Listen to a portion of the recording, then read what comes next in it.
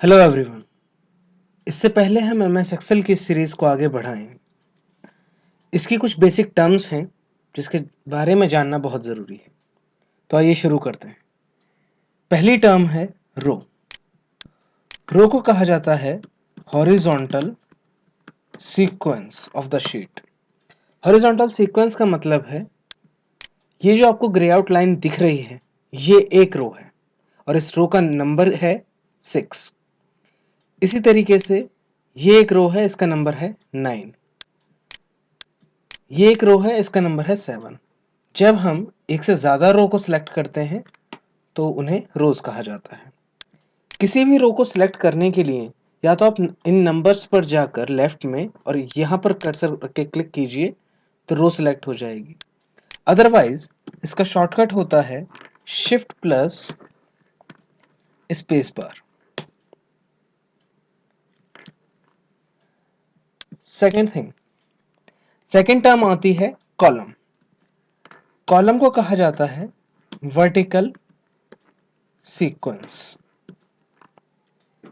Vertical sequence जैसे कि ये एक ए कॉलम है, ये बी कॉलम है, ये सी, ये एफ, ये जी। अगर मैं एक से ज़्यादा कॉलम सेलेक्ट करता हूं तो उन्हें कॉलम्स कहा जाएगा। किसी भी कॉलम को सिलेक्ट करने के लिए आप इन अल्फ़ाबेट के ऊपर क्लिक कीजिए और वो कॉलम सिलेक्ट हो जाएगा।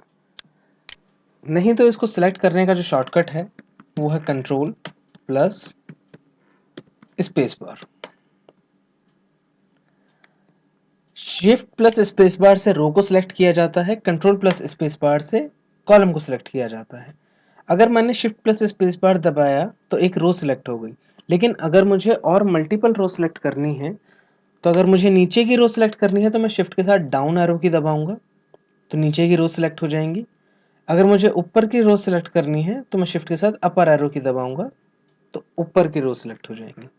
Which means shift plus up और डाउन। ये यूज होता है मल्टीपल रोज के लिए और ये सिंगल रो। तो पहले आप ये शिफ्ट प्लस स्पेस बार दबाकर एक सिंगल रो को सिलेक्ट करेंगे और उसके बाद फिर मल्टीपल रोज अपने हिसाब से सिलेक्ट करेंगे। इसी तरीके से जब कॉलम हम कंट्रोल प्लस स्पेस बार से सिलेक्ट करते हैं तो अगर हमें राइट के भी कॉलम सेलेक्ट करने हैं तो हम शिफ्ट के साथ राइट एरो की दबाएंगे, अदरवाइज लेफ्ट एरो की दबाएंगे। तो इसके साथ जो कॉम्बिनेशन होगा वो होगा शिफ्ट प्लस राइट और लेफ्ट। तीसरी टर्म आती है cell.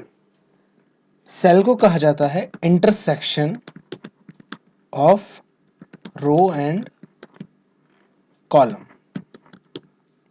Intersection of row and column का क्या मतलब है? Intersection of row and column का मतलब है, मान लीजिए ये एक रो है, इस रो का नंबर है 8 और इस पर एक एक कॉलम इंटरसेक्ट कर रहा है बी कॉलम। तो ये दोनों ये 8वीं रो और बी कॉलम जहां पर इंटरसेक्ट करेंगे वहां पर एक सेल बनता है। अगर आप और गौर से देखें, मान लीजिए मैंने यहां पर एक कर्सर रखा तो ये ई थोड़ा सा ग्रे आउट हो गया और 10 ग्रे हो गया। अगर आपको ये नहीं दिखाई दे रहा तो मैं अपने एक्सेल का कलर चेंज करता हूं। अभी मेरे एक्सेल की जो ऊपर की लाइनें हैं वो ग्रीन आ रही हैं। आप ये चेंज कर सकते हैं। फाइल ऑप्शन में जाइए, अकाउंट पर क्लिक कीजिए और यहाँ पर अभी जो मेरे ऑफिस की थीम है वो कलरफुल है। यहाँ पर मुझे 3 ऑप्शन मिलेंगे, एक कलरफुल, एक डार्क ग्रे और एक वाइट। अगर मैं इसे वाइट कर देता हूँ और फिर बैक जाता हूँ तो देखिए अब थोड़ा सा डार्क हुआ। नहीं तो अगर मैं फिर वापस फाइल पर जाता हूँ, अकाउंट में जाकर वाइट की जगह इस बार अपनी थीम डार्क ग्रे सेलेक्ट करता हूँ तो मेरी थीम डार्क ग्रे हो गई। अब देखिए मैंने एक सेल सेलेक्ट किया हुआ है जिस जो ई कॉलम और 10th रो को इंटरसेक्ट जहां पर हो रही हैं, 10th रो और ई कॉलम जहां पर इंटरसेक्ट हो रहे हैं वहां पर एक सेल बना है और इस सेल का जो रेफरेंस है वो है E10। इसका जो एड्रेस है वो E10 से शो होगा। सेल के अंदर हम अपनी कुछ भी वैल्यू इनपुट करा सकते हैं, चाहे वो नंबर्स हो, चाहे वो टेक्स्ट हो, चाहे कोई स्पेशल कैरेक्टर हो। अगला टर्म आता है रेंज। रेंज को कहा जाता है कलेक्शन ऑफ सेल्स। जब हम एक से ज्यादा सेल्स की बात करते हैं तो उसे रेंज कहा जाता है। देखिए, जैसे मैंने यहाँ पर ये इतने सारे सेल्स एक साथ सिलेक्ट किए, तो ये एक रेंज बन गई, ये एक रेंज सिलेक्ट हो गई है। और ये रेंज कहाँ से कहाँ तक है? ये रेंज शुरू हुई सी कॉलम की 6th रो से और सी ही कॉलम की 11th रो तक। ठीक है। अगला आता है शीट और वर्कशीट। दोनों का काम नाम एक ही है।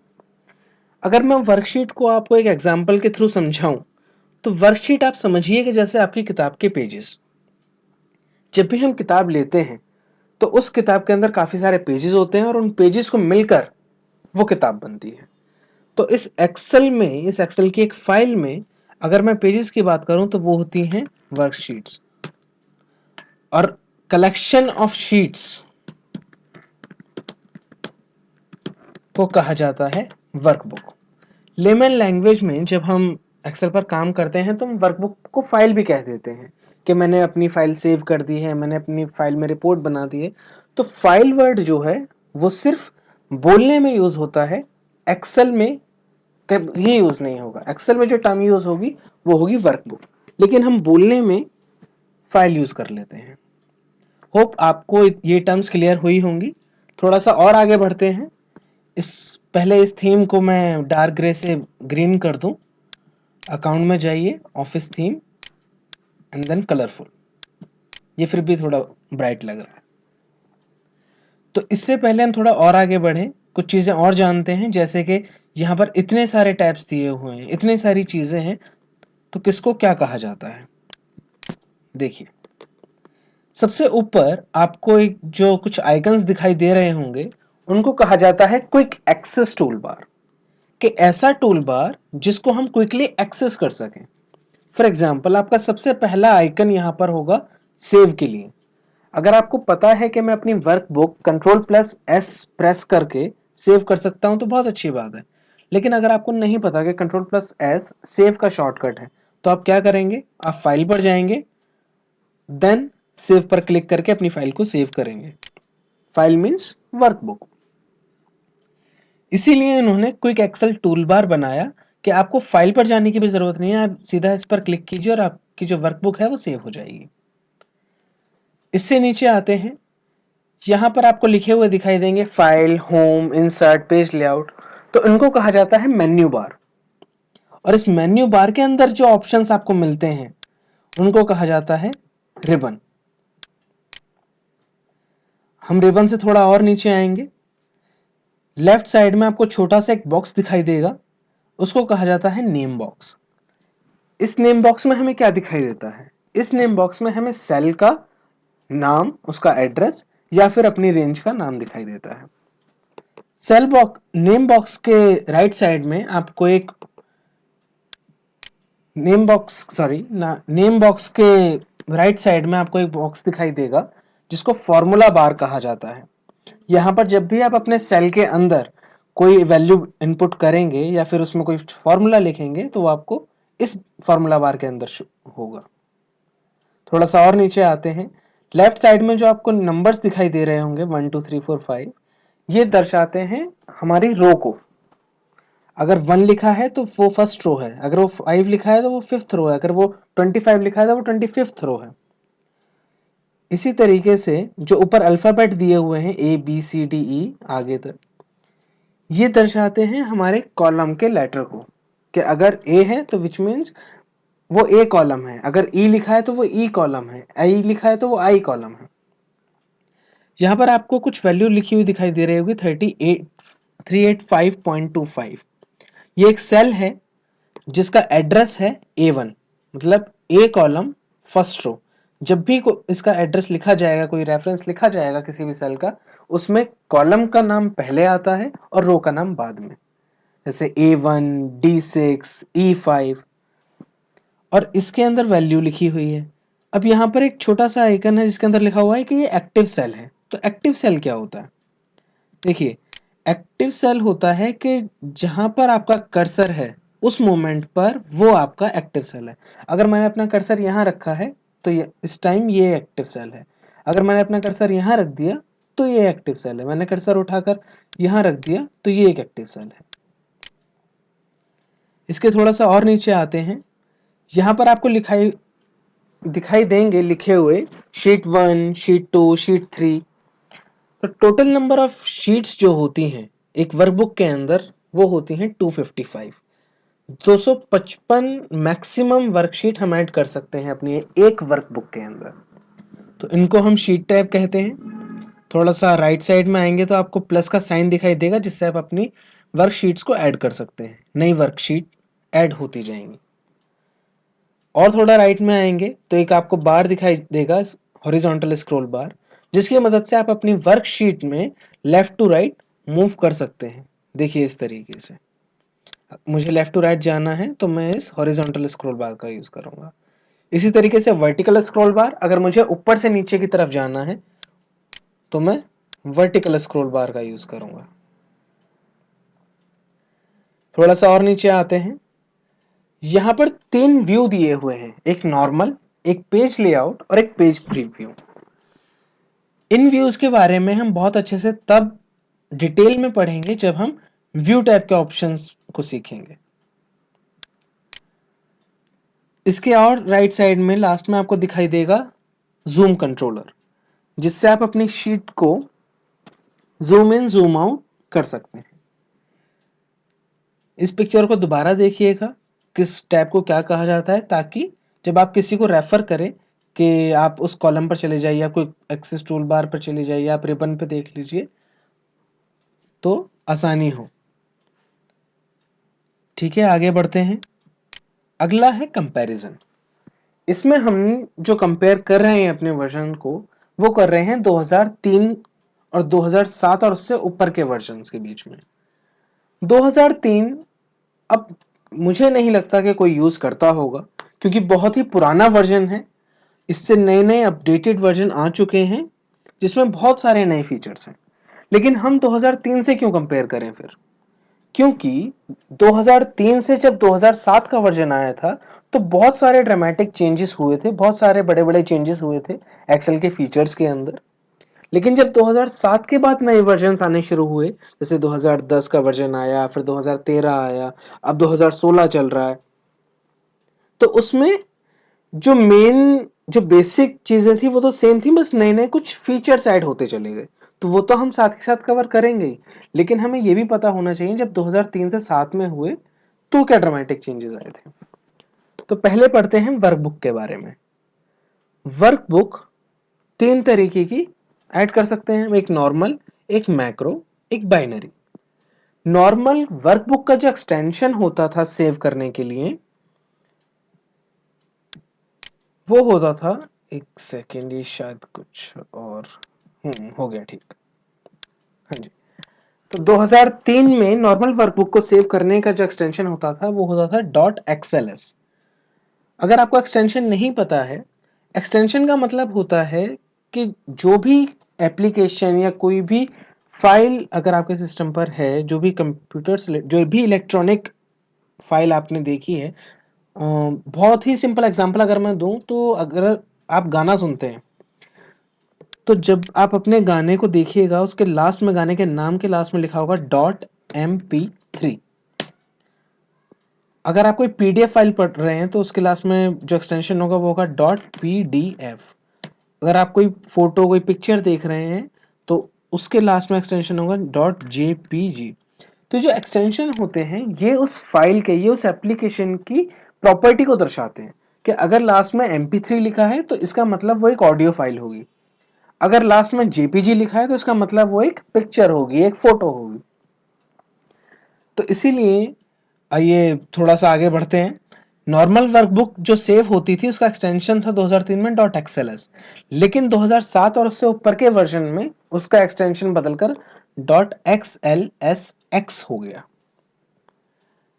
इसी तरीके से जो मैक्रो वर्कबुक थी, मैक्रो वर्कबुक का जो एक्सटेंशन था वो 2003 में .xls ही था, जैसे कि नॉर्मल वर्कबुक के लिए था।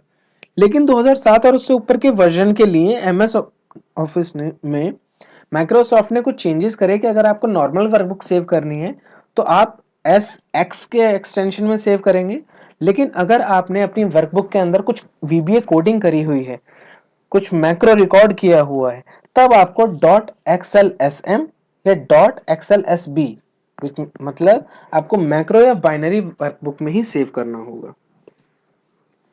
अब इससे फर्क क्या पड़ेगा अगर मैं .xlsm की जगह, अगर मैंने कुछ VBA कोडिंग लिखी भी हुई है पीछे, लेकिन अगर मैं sm की जगह sx में सेव करूं तो फर्क क्या पड़ेगा, आइए जानते हैं। अगर आपके सिस्टम में डेवलपर टैब नहीं दिखाई दे रहा है तो आप फाइल पर जाइए, ऑप्शंस में जाइए, कस्टमाइज रिबन, और यहां पर डेवलपर आपका अनचेक होगा, इसको चेक करके ओके कर दीजिएगा। तो आइए एक छोटा सा कोड लिखते हैं VBA का। डेवलपर पे हम गए, व्यू कोड पर गए, यहां से worksheet active cell dot interior dot colour is equals to VB red. अब मैंने पीछे एक कोडिंग करी है जिसका मतलब है कि मैं जहां पर भी अपना कर्सर रखूं वहां पर कलर रेड आ जाए। देखिए, अब जहां पर भी मैं कर्सर रखता जाऊंगा वहां पर उस सेल का जो कलर है वो रेड होता चला जाएगा। तो ये मैंने एक कोडिंग कर दी इसके पीछे। अगर मुझे कोडिंग रखनी है तो मुझे फाइल को .xlsm में सेव करना होगा। इस टाइम पर फाइल जो है वो .xlsx के नाम से सेव है। देखिए, अगर मैं Ctrl+S दबाता हूं और इसको सेव करने की कोशिश करता हूं तो एक एरर मैसेज थ्रो होता है जिसमें लिखा हुआ है कि आप इस फीचर को मैक्रो फ्री वर्कबुक में सेव नहीं कर सकते। मैक्रो फ्री वर्कबुक जो नॉर्मल वर्कबुक है। तो अगर आपको ये सेव करना है, to save a file with these feature, अगर आपको ये फीचर रखने हैं, अगर आपको अपनी कोडिंग रखनी है तो नो प्रेस कीजिए और एक मैक्रो इनेबल्ड फाइल के अंदर इसको सेव कीजिए। और अगर आपको ये कोडिंग नहीं रखनी है तो यस करके आगे बढ़ सकते हैं। तो अगर मैं यस करूंगा तो मेरी कोडिंग सेव नहीं होगी, लेकिन अगर मैं नो करूंगा तो मुझसे सेव के लिए पूछेगा और यहाँ सेव एज टाइप में मैं XX की जगह Excel macro enabled workbook .xlsm को सेव सिलेक्ट करके अपनी वर्कबुक को सेव कर सकता हूं।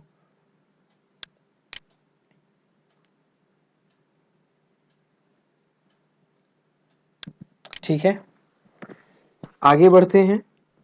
तो ये वो एरर है जो अक्सर थ्रो होती है जब आप VBA कोडिंग की फाइल को एक नॉर्मल वर्कबुक में सेव करते हैं। तीसरी वर्कबुक है बाइनरी। बाइनरी को सेव करने का जो एक्सटेंशन था 2003 में वो .xla था, लेकिन 2007 और 2007 से ऊपर के वर्जन में उसका एक्सटेंशन .xlsb हो गया। बाइनरी वर्कबुक का क्या काम होता है? अगर आप मैक्रो कोडिंग आपने करी है और उससे आप .xlsx में सेव करना चाहते हैं तो अभी जैसे एरर थ्रो हुआ था वैसे ही एक एरर मैसेज आएगा और आप सेव नहीं कर पाएंगे। सेव कर देंगे तो फिर आपकी कोडिंग नहीं चलेगी। लेकिन अगर उसी चीज को आप मैक्रो वर्कबुक की जगह बाइनरी में सेव करेंगे तो वो आपकी VBA कोडिंग को सपोर्ट करता है और आपकी VBA कोडिंग को रहने देगा। दूसरा इसका पॉइंट होता है कि बाइनरी वर्कबुक में जो आपका डाटा है, आपकी जो फाइल है, वो 0 और 1 की फॉर्म में सेव होती है, जिसकी वजह से उसका जो रिस्पॉन्सिव टाइम है आपकी वर्कबुक का वो अच्छा होता है नॉर्मल वर्कबुक के मुकाबले। तीसरा इसका पॉइंट है, बाइनरी वर्कबुक हमेशा नॉर्मल वर्कबुक से थोड़ा कम साइज लेती है। ठीक है, वर्कबुक क्लियर हुआ। अब थोड़ा आगे बढ़ते हैं वर्कशीट के ऊपर। तो वर्कशीट 3 तरीके की होती हैं। एक नॉर्मल वर्कशीट, जैसे कि हमने अभी 4 वर्कशीट यहाँ बनाई हुई हैं, terms, picture, comparison and interview questions. अगर मुझे एक नॉर्मल वर्कशीट को ऐड करना है तो ऐड करने के कई सारे तरीके होते हैं। पहला, सिंपल मैं प्लस का साइन क्लिक करूंगा और एक न्यू शीट, देखिए न्यू शीट जनरेट हो गई।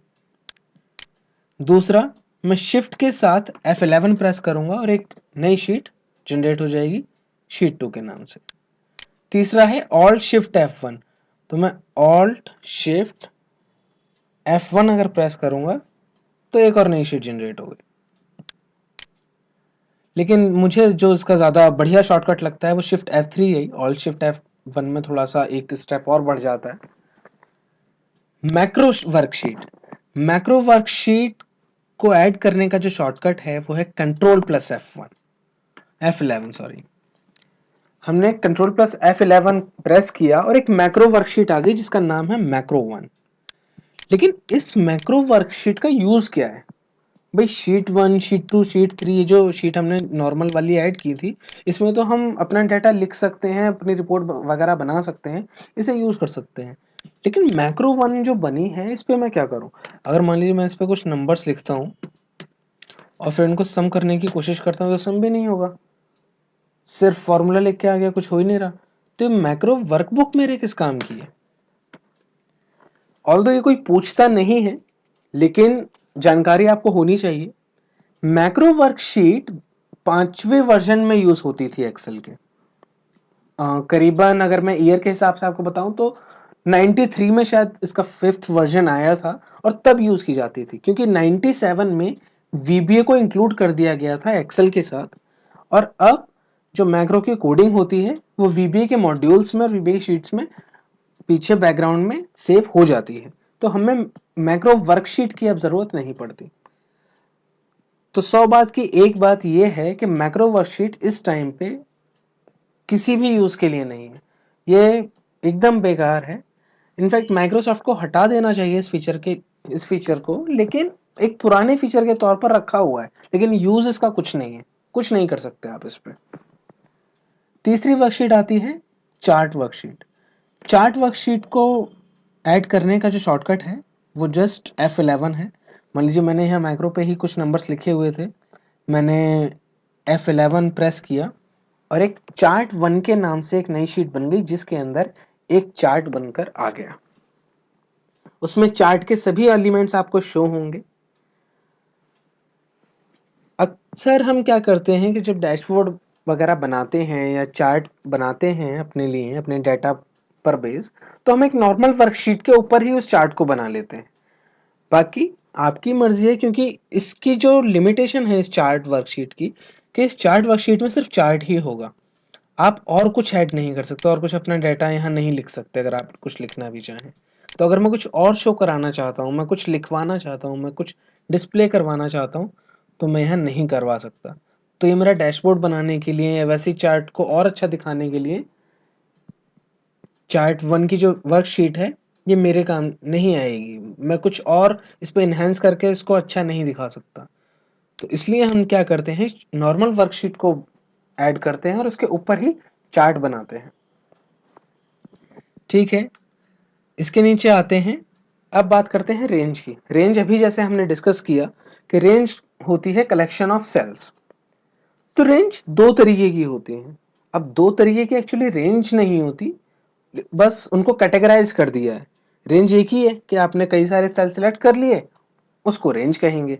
एक नॉर्मल रेंज, जैसे कि हमने यहाँ पर कुछ नंबर लिखे 10, 20, 30, 40, ठीक है, मैंने नंबर सेलेक्ट कर लिए, तो आप देखेंगे ग्रे हो गया 9, 10, 11, 12 और ये जी कॉलम थोड़ा सा ग्रे हो गया है। मतलब जी कॉलम के 9 से लेके 12 तक ये एक रेंज बन गई जिसके अंदर G9 से ले G12 तक सेल्स इंक्लूडेड है। तो अगर मुझे ये लिखना हो रेंज के बारे में तो मैं क्या लिखूंगा, G9 से मेरी रेंज स्टार्ट है और ये रेंज कहाँ तक चल रहेगी, G12 तक। इसके बीच में जो मैंने कॉलन लगाया है ये दर्शाता है कॉम्बिनेशन, मतलब G9 टू G12। तो इसके अंदर क्या क्या इंक्लूड हो गए फिर, G9, G10, G11 then G12। एक तो तरीका ये हुआ रेंज लिखने का। दूसरा तरीका है कि मैंने 4 नंबर लिखे हुए हैं और मैं इनको एक नाम दे दूं। मैंने नाम क्या दिया इनको, जैसे NUM एक नाम दे दिया। तो अगर अब मैं कहीं NUM लिखूंगा तो वहां पर मेरी शीट, वहां पर मुझको ये 4 नंबर दिखाई देंगे। ओ, शायद वो गलती से कुछ और सिलेक्ट हो गए थे, इनको कुछ और नाम देते हैं। ये 4 नंबर हैं, इनको मैंने नाम दे दिया NUMM। तो अगर अब मैं NU लिखता हूँ तो ये 4 नंबर देखिए अपने आप सिलेक्ट हो गए, हाईलाइट हो गए, और मैं इस पर जैसे ही एंटर प्रेस करूँगा कंट्रोल शिफ्ट के साथ तो ये रेंज दिखाई देनी शुरू हो जाएगी। देखिए दोबारा करते हैं। नाम दिया था NUMM, मैंने यहाँ पर 4 सेल सिलेक्ट किए, मैंने लिखा NUMM, मेरी रेंज हाईलाइट हो गई। Then control shift enter. अब यहाँ पर आपके कई क्वेश्चन होंगे कि मैंने 4 सेल क्यों सिलेक्ट किए, मैंने कंट्रोल शिफ्ट एंटर क्यों प्रेस किया। इसके लिए हमारा एक पर्टिकुलर लेक्चर होगा जिसमें हम नेम रेंज को डिस्कस करेंगे और उसके प्रॉस एंड कॉन्स डिस्कस करेंगे। ये कब काम आती है, किस लिए काम आती है और किस तरीके से नाम दिए जाते हैं। अभी बस आप इतना ध्यान रखिए कि रेंज हम 2 तरीके से यूज करते हैं। पहला नॉर्मल, उसका आपने एड्रेस लिख दिया कि G9 से स्टार्ट है और G12 तक हमारी रेंज है। दूसरा, हम उस पूरी रेंज का एक नाम दे दिया।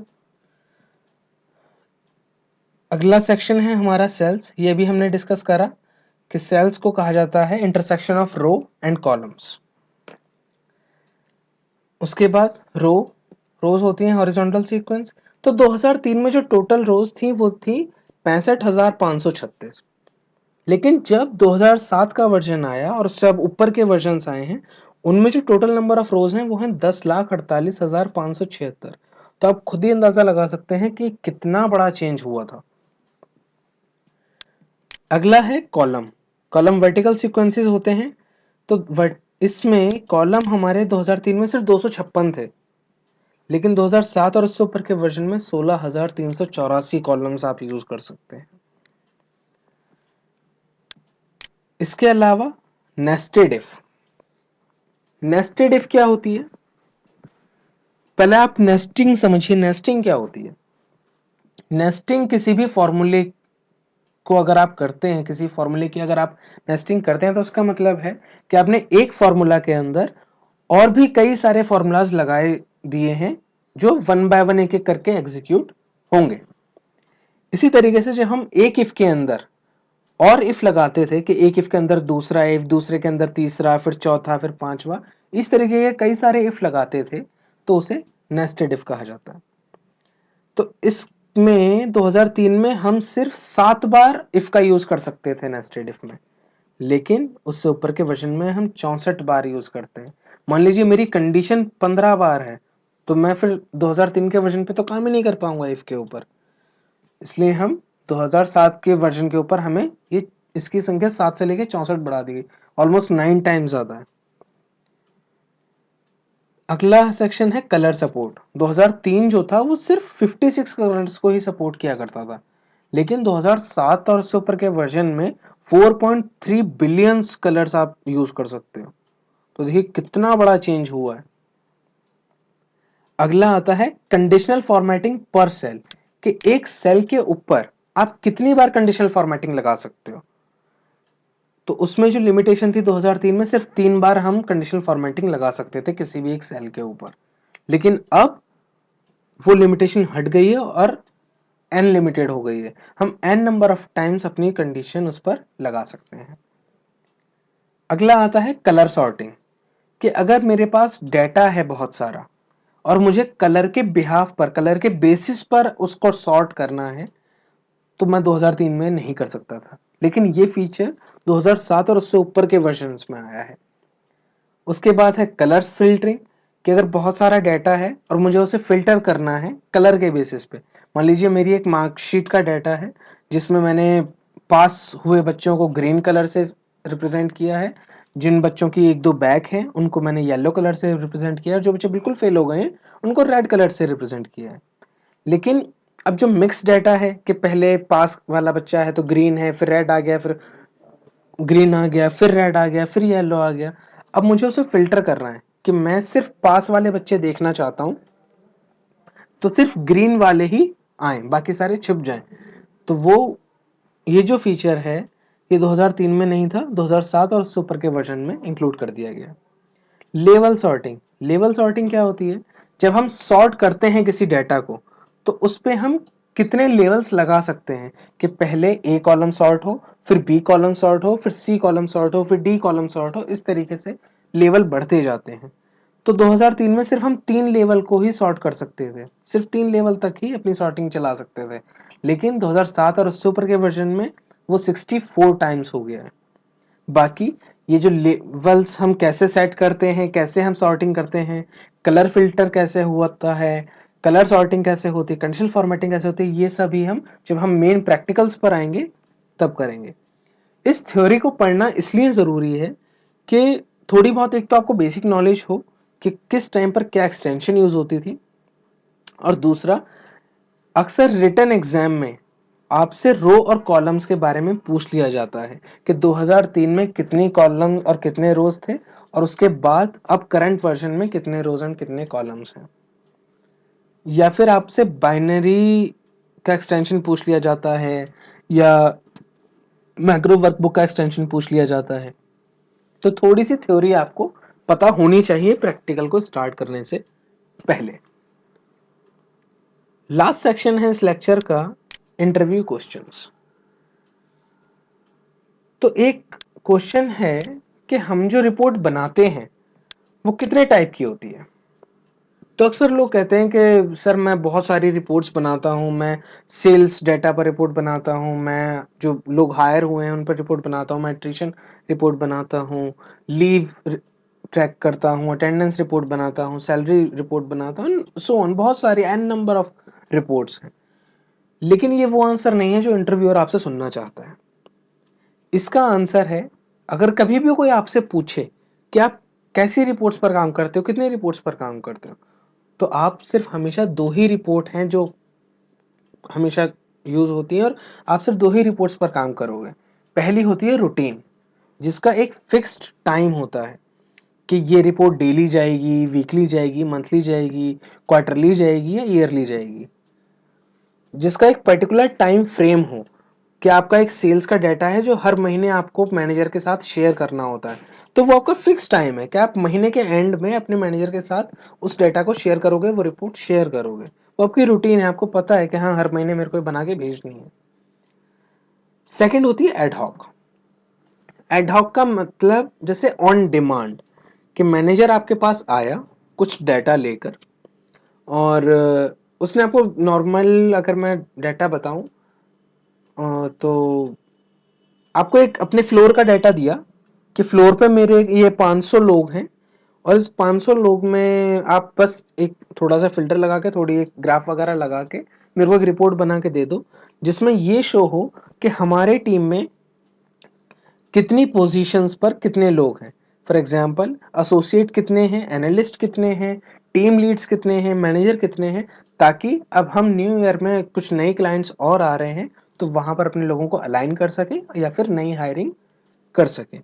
तो ये ऐसी रिपोर्ट है जो रोज नहीं बनती, जो रूटीन में कभी नहीं बनती, ये एडहॉक बनवाई है उसने कि उसको जरूरत थी, उसको कुछ डाटा देखना था तो उसने आपसे कह के एक रिपोर्ट बनवा ली। तो रिपोर्ट हमेशा 2 ही तरीके की होंगी, पहली रूटीन जिनका एक पर्टिकुलर फिक्स्ड टाइम फ्रेम होगा, दूसरी एडहॉक जो ऑन डिमांड आपसे बनवाई जाएगी आपके काम के अलावा। एक सॉरी, ये हाँ क्वेश्चन 2 की जगह 3 टाइप हो गया है, शायद ये टाइपो एरर है।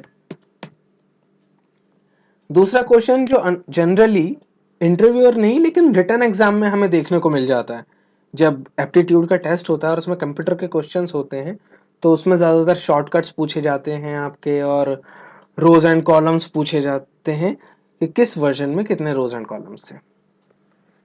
एक और चीज़, अक्सर लोगों का कहना होता है कि मुझे शॉर्टकट्स आप बता दीजिए सारे, कि मैं ये काम कैसे जल्दी कर सकूं, इसका शॉर्टकट क्या होता है, ये इसका शॉर्टकट क्या होता है, अलग अलग चीज़ों के शॉर्टकट पूछते हैं। तो एक्सेल के अंदर इतने सारे शॉर्टकट हैं कि सारे आपको याद भी नहीं होंगे। अब जैसे शुरुआत में मैंने कुछ बताए कि शिफ्ट प्लस स्पेस बार से आपकी रो सेलेक्ट होगी, कंट्रोल प्लस स्पेस बार से आपका कॉलम सेलेक्ट होगा, अगर आपको मल्टीपल सेलेक्ट करने हैं तो फिर आप शिफ्ट के साथ अपनी एरोज कीज यूज कर सकते हैं। तो कुछ ऐसे शॉर्टकट जो रोज आपकी काम में यूज होंगे, वो तो आपको टिप्स पर रट जाएंगे, वो आपकी उंगलियां उनको याद कर लेंगे, आपको खुद भी याद नहीं होगा तो उंगलियां आपकी वहीं चलेंगी उस शॉर्टकट के ऊपर। लेकिन इतने सारे शॉर्टकट कभी किसी को याद नहीं होते, अनलेस वो बहुत ही बड़ा जीनियस या रट्टू होता हो। तो उसका एक शॉर्टकट का एक ट्रिक है, आपको कभी कोई शॉर्टकट याद करना ही नहीं पड़ेगा। आप अपने सिस्टम पर ऑल्ट प्रेस कीजिए। जैसे ही ऑल्ट प्रेस करेंगे तो ऊपर आपको यहाँ कुछ अल्फ़ाबेट दिखाई देंगे, FHNP। तो ये दर्शा रहा है, ये होती हैं हॉट कीज़, कि आपने जैसे ही ऑल्ट प्रेस किया उसके बाद अगर आप H प्रेस करोगे तो आप होम टैब में चले गए। होम टैब में जाने के बाद अगर आपको ये जो मैंने अभी सेल सिलेक्ट किया हुआ है इसको कलर करना है, तो कलर इसका बैकग्राउंड कहाँ पर है, यहाँ, और इस पे क्या हॉट की शो हो रही है, H। तो आपने H सिलेक्ट कर लिया। अब H होने के बाद अब ये वाले जो कलर हैं ये आप अपने मैनुअली सिलेक्ट कर सकते हैं, या फिर आपने यहाँ कुछ लिखा, आप चाहते हो ये जो मैंने कुछ नंबर्स लिखे हैं इन सभी पर एक बॉर्डर लाइन लग जाए, ये लाइन लग जाए इन पर, तो आप क्या करोगे, ये सभी सिलेक्ट किया आपने, ऑल्ट प्रेस किया। अब आपको पता है जब ये बॉर्डर लगता है तो इस वाले ऑप्शन में जाके लगेगा, बॉटम बॉर्डर। तो अब ये बॉर्डर आपको कहाँ मिलेगा, किस ऑप्शन में, मेन्यू बार के होम ऑप्शन में। तो होम में जाने का यहाँ हॉट की क्या दिखा रहा है, H। तो आप H प्रेस कीजिए। H प्रेस करने के बाद बॉर्डर के लिए क्या दिखा रहे हैं, B। आप B प्रेस कीजिए। B के बाद अब ऑल ऑर्डर्स कि सभी जितने भी रेंज मैंने सिलेक्ट करी है सभी पर बॉर्डर लग जाए तो A प्रेस करना है। तो जैसे ही मैं A प्रेस करूंगा देखिए बॉर्डर यहाँ लग गया। तो ऐसी चीजें आप प्रैक्टिस करते रहिए, ज़्यादा शॉर्टकट आपको याद करने की ज़रूरत ही नहीं होगी। हाँ, जो बेसिक्स हैं वो हम साथ के साथ कवर करते हुए चलेंगे, और जब आप काम करना स्टार्ट करेंगे तो आपकी उंगलियां ही उन्हें याद कर लेंगी, आपके हाथ ही वहीं चलेंगे। बाकी अगर आप कहीं अटकते हैं तो आपको कहीं कोई गूगल देखने की ज़रूरत नहीं है, कुछ करने की ज़रूरत नहीं है। बस ऑल्ट प्रेस कीजिए और जो जो यहाँ शो होता जाए वो हॉटकीज आप प्रेस करते जाइए, आपको सारे शॉर्टकट्स पता पड़ जाएंगे कि क्या प्रेस करने से कहाँ क्या आता है। ठीक है, होप आपको ये लेक्चर समझ में आया होगा। बाकी अगले लेक्चर से हम अपने कुछ मेन टॉपिक्स पर काम करना शुरू करेंगे। Thank you so much.